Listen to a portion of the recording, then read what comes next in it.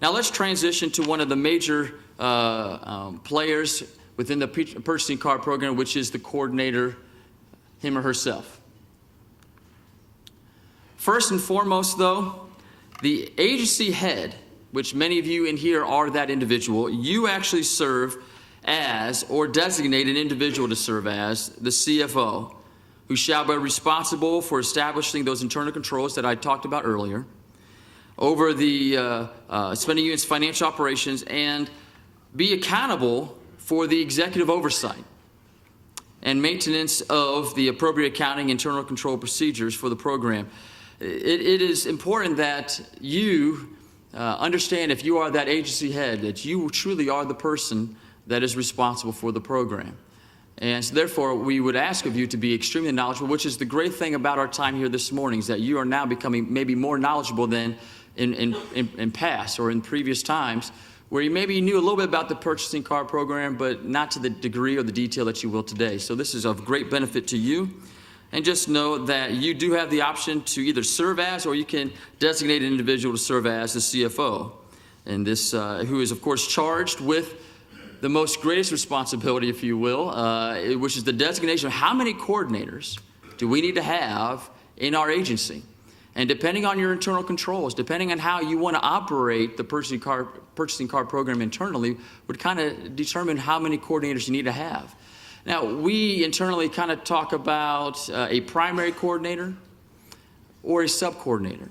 And these terms we throw all together and just kind of clump them all together as meaning coordinator. But internally, you might have maybe a primary coordinator. You might have a co-coordinator to where working alongside with them. But then you have some sub-coordinators, depending on how many, what the need may be, you might designate numerous individuals to serve as a sub-coordinator. We would certainly encourage you, especially with OASIS, and how we have to do the reconciliation within OASIS. Many agencies are now, whereas before maybe they had maybe 2 or 3 people as coordinators, they've now determined that, you know what, we need to have more than this. We need to have 5, 6, or however it is designated in order to get the job done. And we would encourage you to highly consider doing those things.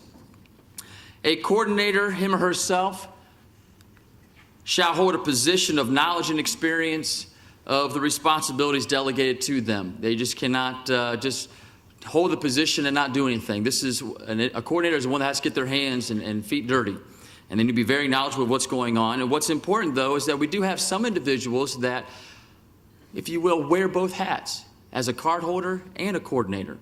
And in those circumstances where an individual holds both hats, wears both hats, we need to make note that there still needs to be proper oversight given here. There needs to be a proper review of the transaction. So no cardholder shall be their own coordinator without written waiver from our office. And we would, again, invite you all to consult with our office to make sure that that waiver is in place.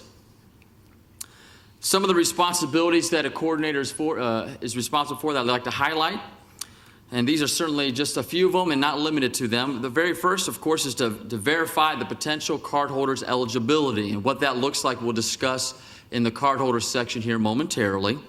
But it is their job to verify that, as well as to ensure proper completion of appropriate forms. Now, we have what's called a coordinator and a cardholder application. Now, specifically for the cardholder application, in the old world, that was pushing paper. That was a paper submission, and you would fill out that form and submit to our office. With OASIS, we have now merged into the electronic application process. Because we want to make sure we capture everything properly, though, we are actually asking at this moment for agencies to do both. We don't want, the system is still working through a few development areas, and soon, hopefully soon, it will be fully functioning the way it needs to function, to be completely paperless. And at that time, of course, will be no paper at all. But in the meantime, we have asked agencies to submit for us the paper, as well as go online to OASIS and complete the application within OASIS.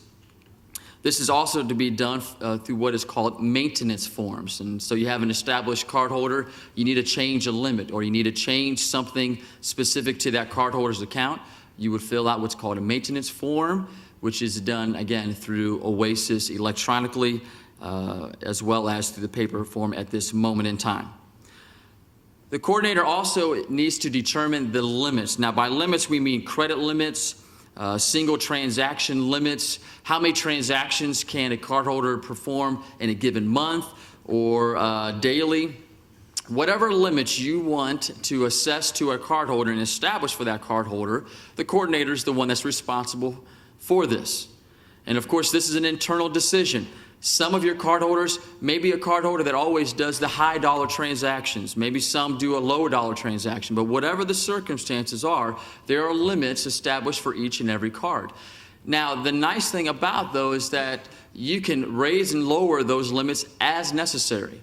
If you have a cardholder that maybe only makes periodic purchases and to reduce the risk, you want to lower the limits down to, let's say, $1, for example, you can do so. And then at a time when they need to make a purchase, you can submit the request to have those raised. So it's very flexible depending on what you would like to accomplish internally. One other item to talk about the cardholder is what we call the cardholder agreements form. And this pretty much in layman's term, is kind of like the contract, if you will, that the cardholder electronically signs within the purchasing card training program itself. It's an electronic document. And giving forth their electronic signature, what that does is that the cardholder designates and signifies by that signature that they have read the policies and procedures, they understand what they mean, and therefore their responsibility is the cardholder, and that they will adhere to those requirements. The reconciliation of transactions within OASIS, of course, is different than it was with FIMS. And this difference is something that, if we had a full day of training, I can go into a very elaborate step-by-step process of what that reconciliation looks like. But just know this, on a high-level perspective, all transactions done through the use of the PCard have to be reconciled within OASIS, every single one. So that means that your cardholders now will have to go to OASIS, or their cardholder's proxy would have to go into OASIS to reconcile the transactions. If you are a coordinator that is in charge with the review of those transactions, you would have to have access to those transactions within OASIS, and there are steps to get you access to those. In addition, if you are the individual that has the authority to pay, to authorize payment of transactions, you have to have access to those transactions. And all of that is done within OASIS. In some cases, you have a coordinator that might have the role. You might be an individual that carries both responsibilities as the reviewer as well as the individual that has the authority to pay for transactions. Then in those circumstances, you would be given the ability to do so. And all of that is based on what security role is designated in your OASIS profile. So security roles govern all of that. And if you are an individual in here in the room today and you are unsure your roles or your access, of course, you can contact OASIS and they would be happy to let you know what that access would be. Or you can contact our office and we would be happy to guide you to that. But certainly the major contributor that I want you to understand and know is that depending on your role, and therefore the security roles assessed to your OASIS account would depend on your ability to do the reconciliation as needed.